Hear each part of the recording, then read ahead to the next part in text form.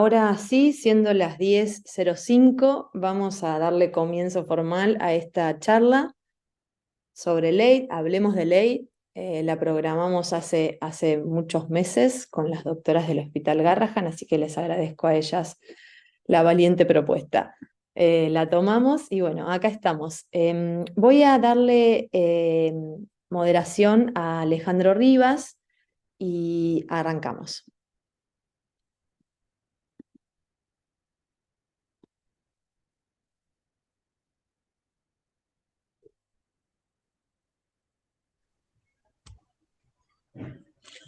Hola, ¿qué tal?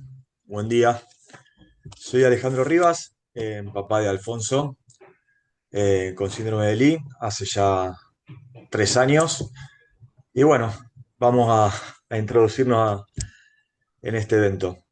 Ahora yo voy a ser el moderador durante una hora y vamos a comenzar entonces escuchando a la doctora Agustina Testa, asesora de la Fundación Surf 1, que nos hará una introducción breve sobre las EPOF, las enfermedades mitocondriales y el síndrome de Lee. Adelante, Agustina.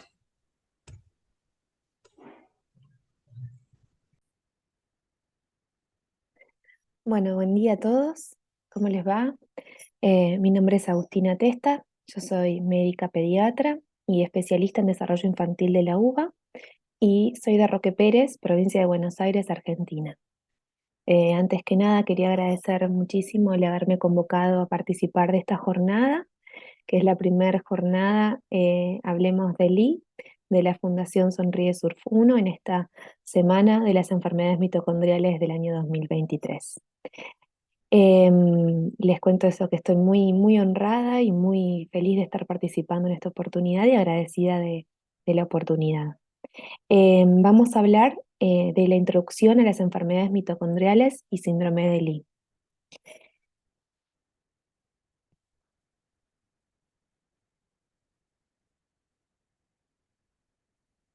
Bueno, los objetivos de esta presentación son describir las siguientes entidades. Vamos a hablar brevemente de cómo es el síndrome de Lee. Vamos a hablar de las enfermedades mitocondriales y vamos a definir las enfermedades raras o poco frecuentes llamadas EPOF. En esta primer filmina quise explicar un poco que el síndrome de Lee es una entidad poco frecuente, es un síndrome bastante raro que está englobado, es una enfermedad englobada dentro de las llamadas enfermedades mitocondriales y que a su vez las enfermedades mitocondriales están incluidas en las que llamamos enfermedades raras o poco frecuentes. Me parecía importante aclarar de esta manera y vamos a empezar describiendo las enfermedades raras o poco frecuentes, o EPOF. Se define una enfermedad rara, según el Ministerio de Salud de Argentina, aquella enfermedad cuya prevalencia poblacional es igual o inferior a una cada 2.000 personas referidas a la situación nacional, ¿sí? Quiere decir que cuando una enfermedad afecta a menos de una cada 2.000 personas, es denominada de esta manera, independientemente de cuál sea la enfermedad o su causa. Eh, Según la Organización Mundial de la Salud, existen más de 6.000 enfermedades o condiciones clínicas que tienen esta baja en prevalencia. Entonces, si consideramos cada una o todas, digamos, las enfermedades poco frecuentes, en conjunto, tenemos que constituyen entre el 25 al 40% de todas las enfermedades que se padecen. El 80% de estas enfermedades poco frecuentes tienen un origen genético identificado con implicación de uno o varios genes. El 75% de estas enfermedades se presentan en la edad pediátrica con síntomas que suelen ser comunes y que muchas veces se confunden con síntomas de enfermedades conocidas, lo cual genera diagnósticos tardíos y dificultades en el acceso al tratamiento. Hoy nos tenemos que referir a un grupo de enfermedades, de estas enfermedades raras o poco frecuentes, que son las enfermedades mitocondriales. Y me interesaba empezar la presentación definiendo qué es una mitocondria.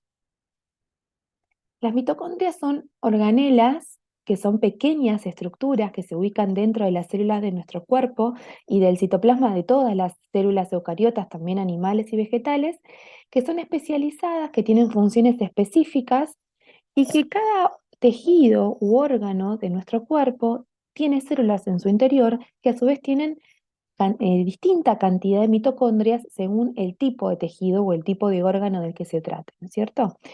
Estas mitocondrias son mayores o están presentes en más números en tejidos como por ejemplo el cerebro, el músculo o el hígado, que son tejidos que tienen mayor demanda energética. Y ahora vamos a entender por qué. Entonces, este sería un dibujo muy gráfico de cómo sería una mitocondria en su interior.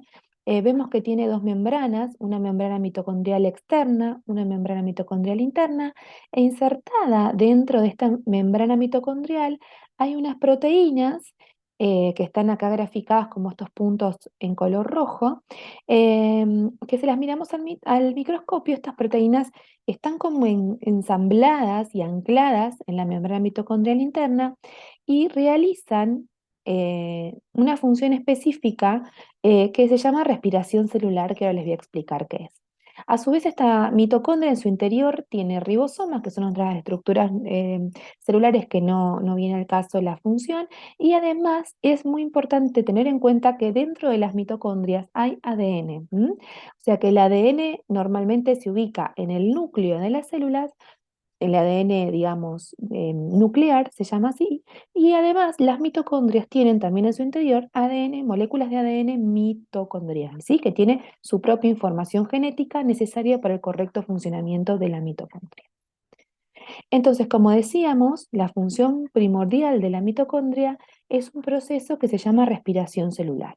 La respiración celular es justamente un proceso por el cual las células degradan moléculas de alimento para producir otras moléculas que son las llamadas monedas de energía de las células, ¿sí? Entonces se llama ATP, y este ATP es fundamental para que los tejidos tengan energía.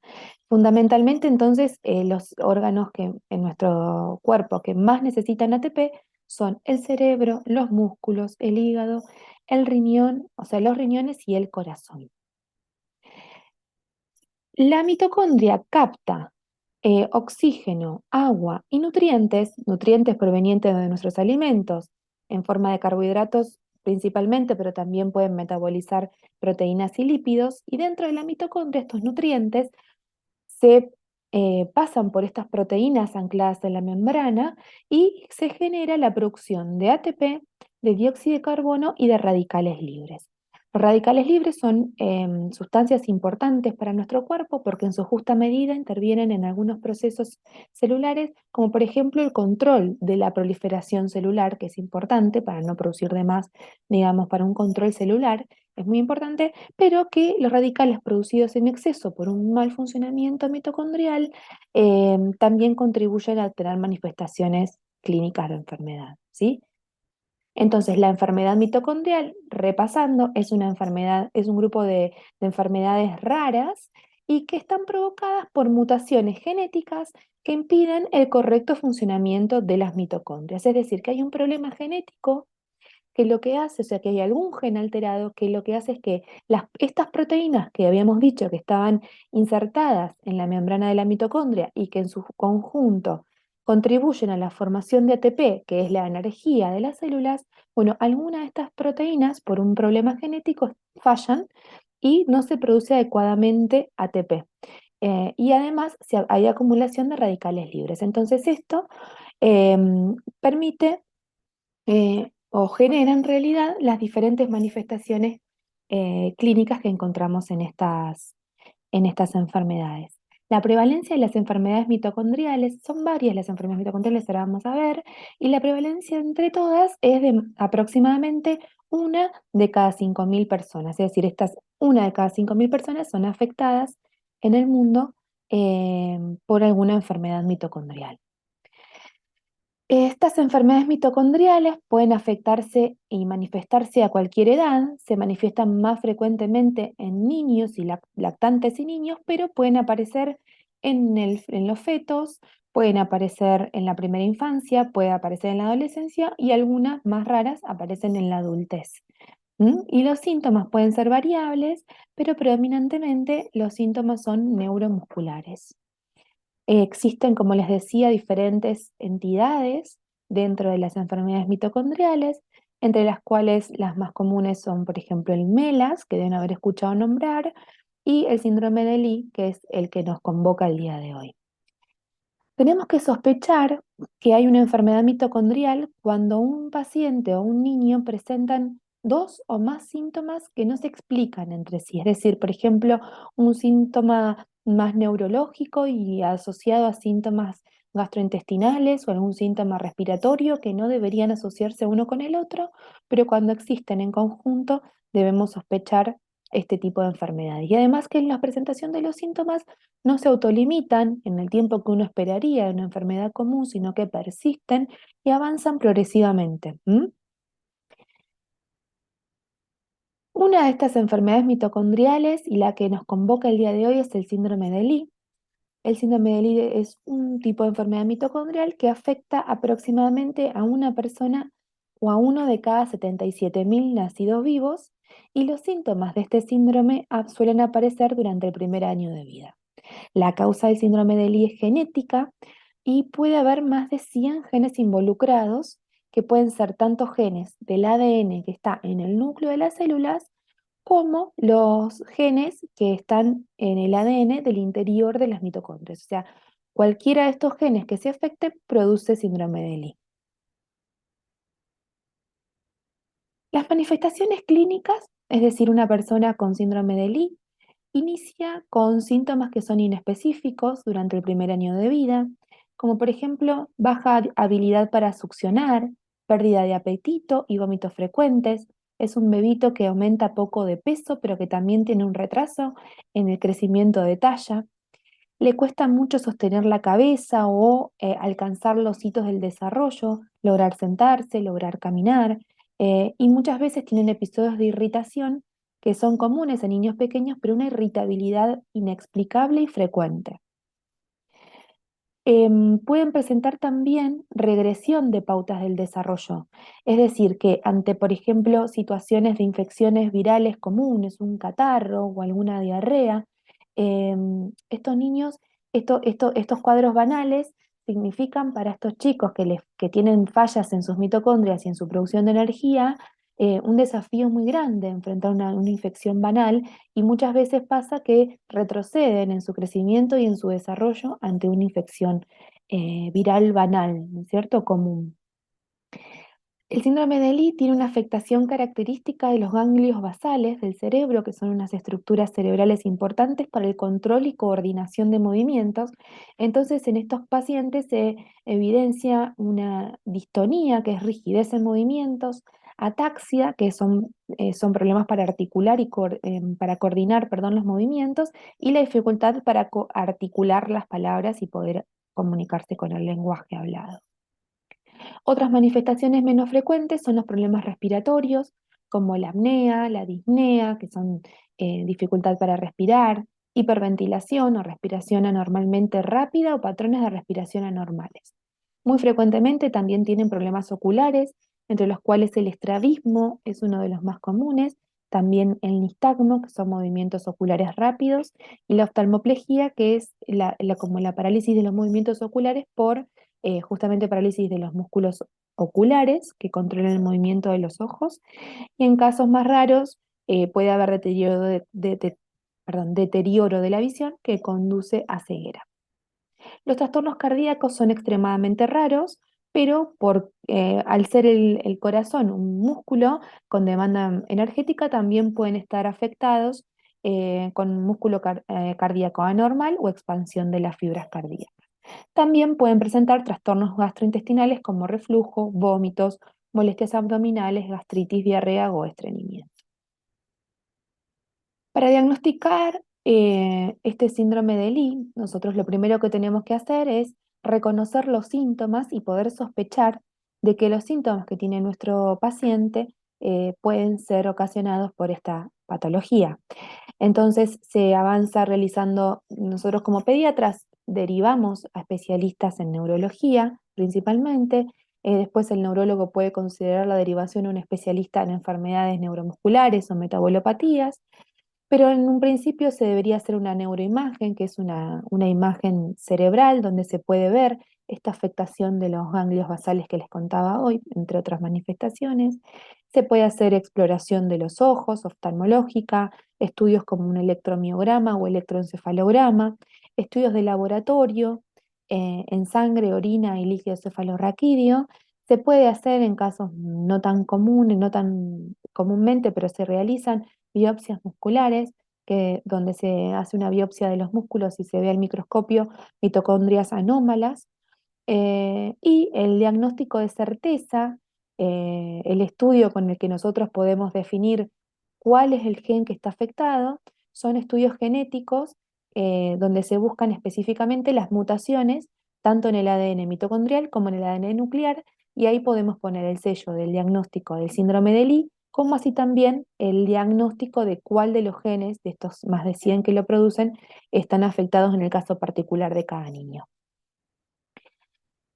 Con respecto al tratamiento, voy a aportar algo muy básico, inicial, porque sé que posteriormente en la jornada lo van a detallar las especialistas.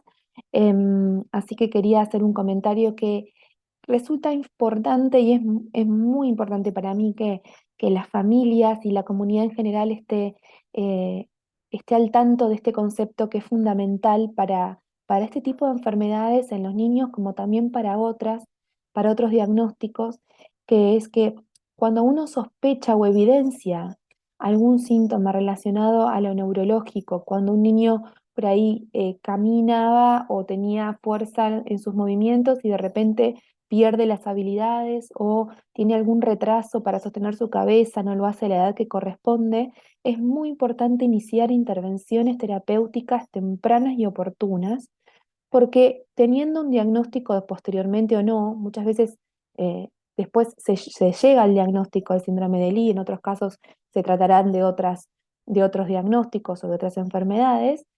Independientemente de cuál sea el diagnóstico, las intervenciones tempranas mejoran la calidad de vida de estos niños y retrasan la progresión de la enfermedad, es decir, retrasan la aparición de complicaciones relacionadas a esta enfermedad y permite una mejor calidad de vida del niño y de su familia. Hay estudios de investigación en desarrollo para encontrar un tratamiento específico que al momento no existe, ¿sí? Pero está en desarrollo esto y después más tarde se va a hablar de este tema. Después se han propuesto que varios vitaminas o cofactores pueden tener injerencia en el mejoramiento de algunos de los síntomas de este síndrome.